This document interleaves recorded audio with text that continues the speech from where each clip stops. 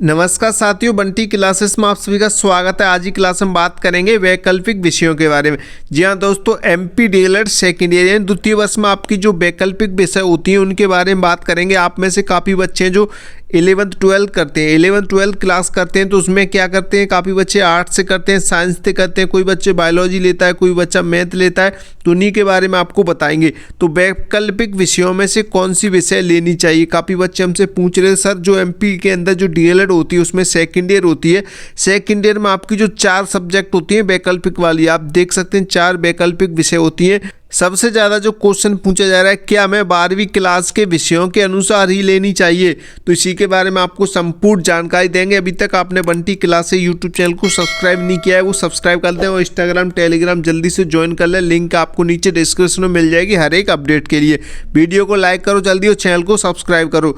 तो हम बात करते हैं वैकल्पिक विषयों के बारे में। चैनल सब्सक्राइब करो भाई अभी तक आपने नहीं किया है तो, ठीक है।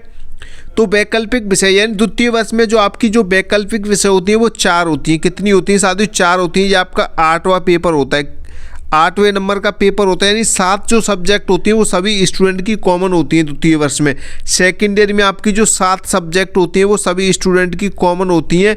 अलग अलग जो सब्जेक्ट होती है वो 8वीं होती है। 8वीं सब्जेक्ट आपके इन चारों में से एक कोई सी भी हो सकती है। तो कौन कौन सी होती है ये मैंने इसके आगे जो कोड लिख रखे 908, 909, 910, 911, ये आपकी सब्जेक्ट के कोड होते हैं द्वितीय वर्ष में, ठीक है। 901 से लेकर 907 तक आप सभी की सब्जेक्ट सेम रहती हैं, सभी स्टूडेंट का सेम सब्जेक्ट का पेपर रहता है सभी स्टूडेंट ऑल एमपी में, ठीक है, डीएलएड वालों का द्वितीय वर्ष का।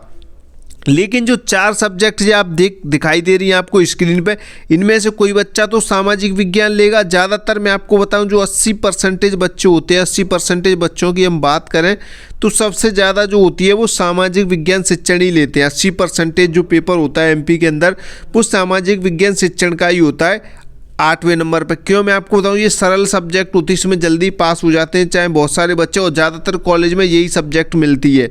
जी हाँ दोस्तों, ज़्यादातर कॉलेज में यही सब्जेक्ट मिलती है, सामाजिक विज्ञान शिक्षण। तो कॉलेज वाले भी यही सब्जेक्ट देते हैं। ये आपका एग्जाम फॉर्म भरा जाता है जब ये सब्जेक्ट चूज़ करी जाती हैं कि आप कौन सी सब्जेक्ट लेना चाहेंगे सेकंड ईयर में। अब बात करें अंग्रेजी शिक्षण की, तो काफ़ी बच्चे जो अंग्रेजी मीडियम वाले होते हैं जिन्हें अंग्रेजी पसंद है वो अंग्रेजी शिक्षण लेते हैं। काफ़ी बच्चे गणित शिक्षण भी लेते हैं, काफ़ी बच्चे विज्ञान शिक्षण भी लेते हैं। तो मैं आपको बताऊं साथियों, जो साइंस वाले बच्चे हैं यानी कि जिनके पास बायो मैथ रहता है, यानी बायोलॉजी रहती है, मैथ रहता है, तो वो बच्चे ज़्यादा कंफ्यूज रहते हैं कि हमें सर गणित लेना चाहिए या हमें विज्ञान लेनी चाहिए। 8 वालों के तो कोई नो टेंशन है, वो तो उन्हें तो 908 वाली सब्जेक्ट मिल जाती है सामाजिक विज्ञान शिक्षण, वो बोलें या ना बोलें ज़्यादातर कॉलेज में भी यही रहता है, ठीक है। और मैं आपको बताऊं साथियों, कॉलेज वाले भी यही सब्जेक्ट चूज़ करते हैं 908 वाली, चाहे आपके पास मैथ हो, चाहे आपके पास बायोलॉजी हो, चाहे आप कौन से सब्जेक्ट से पढ़े हो, वो सबसे पहले वो यही चूज़ करते हैं 908 वाली सब्जेक्ट, क्योंकि उनकी कॉलेज में यही सब्जेक्ट उपलब्ध होती है। तो मैं आपको बता दूं, आपके पास मैथ हो या कोई और सब्जेक्ट हो, इससे खास कोई फर्क पड़ता नहीं है, क्योंकि आपको 1 से 5वीं तक का टीचर बनना है। इसमें आप कोई सी भी सब्जेक्ट पढ़ा सकते हैं अपने स्कूल में।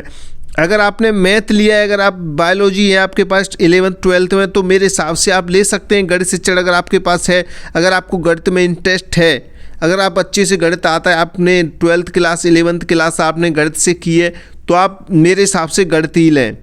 12th जो आपकी डीएलएड सेकेंड ईयर उसमें गणित ही लें। अगर आपको ऑप्शन मिल रहा है तो आपको लेनी चाहिए। अगर आपको गणित से डर लगता है तो आप ना लें, आप 908 ही लें, फिर 910 नहीं लें। अगर आपको गणित से डर लगता है, नहीं तो खाम आप फेल भी हो सकते हैं अगर आपने जोश में ले लिया या वैसे ही ले लिया। अगर आपको गणित अच्छे से आती है, आप पुराने पेपर्स देखें, अगर आप उन्हें देखकर आपको लग रहा है हाँ मैं ये कर सकता हूँ, अब मैंने 11th 12th भी गणित से किया है, तो आप ये गणित शिक्षण सब्जेक्ट ले सकते हैं अपने कॉलेज में। आप बता दें जब एग्ज़ाम फॉर्म भरें और पहले ही सूचना दे दें कि सर हमें गणित शिक्षण लेना है, 910 पेपर सेलेक्ट करना है वैकल्पिक विषयों में, ठीक है।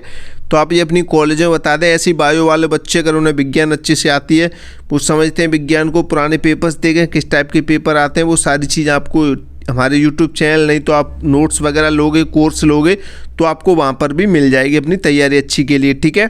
तो वो ऐसे ही जैसे मैंने गणित की बताई, जिन बच्चों की विज्ञान अच्छी है, उन्होंने 11th 12th विज्ञान से की है, विज्ञान से, तो वो ये ले सकते हैं, विज्ञान ले सकते हैं। ठीक है साथियों, कोई भी दिक्कत नहीं है। आप विज्ञान अगर आपने किया है 11th 12th ही विज्ञान से किया है तो आप विज्ञान लेना, अगर आपको ऑप्शन मिल रहा है तो क्यों टेंशन ले रहे हैं, आप विज्ञान लीजिए, कोई दिक्कत नहीं है। और मैं आपको बता दूं, जो सभी सब्जेक्ट के जो पेपर होते हैं वो दोनों मीडियम में होते हैं, यानी इंग्लिश लैंग्वेज भी आती है और हिंदी लैंग्वेज भी आती है।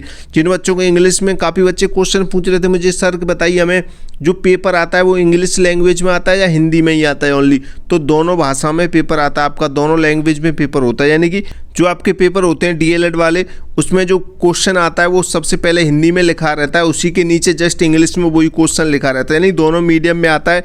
यदि मैं आपको बता दूं, लेकिन उसमें हिंदी वाला जो मीडियम है उसको ज़्यादा वरीयता मिलती है, यानी कि इंग्लिश में आपको कोई चीज़ समझ नहीं आती है, अगर आपका इंग्लिश में कुछ भी मिसप्रिंट हो जाता है, कुछ भी गलती होती है तो वो नहीं मान्य होगा, लेकिन हिंदी वाला मान्य होगा। अगर हिंदी में आपकी क्वेश्चन में कोई भी गड़बड़ी पाई जाती है तो वो मान्य होगा, आप उस पर ऑब्जेक्शन लगा सकते हैं या डाउट कोई भी हो आप कर सकते हैं कुछ भी। ठीक है, तो आप, मुझे उम्मीद है आपको ये सारी चीज़ें समझ में आई होगी। तो मैं फिर से बता दूं आपको, अगर आपने 11th 12th गणित शिक्षण यानी गणित से की है या विज्ञान से की है तो आप, ये साइंस वाले स्टूडेंट हैं, वो गणित में थे 910 और 911 पेपर आप अपना चूज़ कर सकते हैं, सब्जेक्ट चूज़ कर सकते हैं मेरे हिसाब से।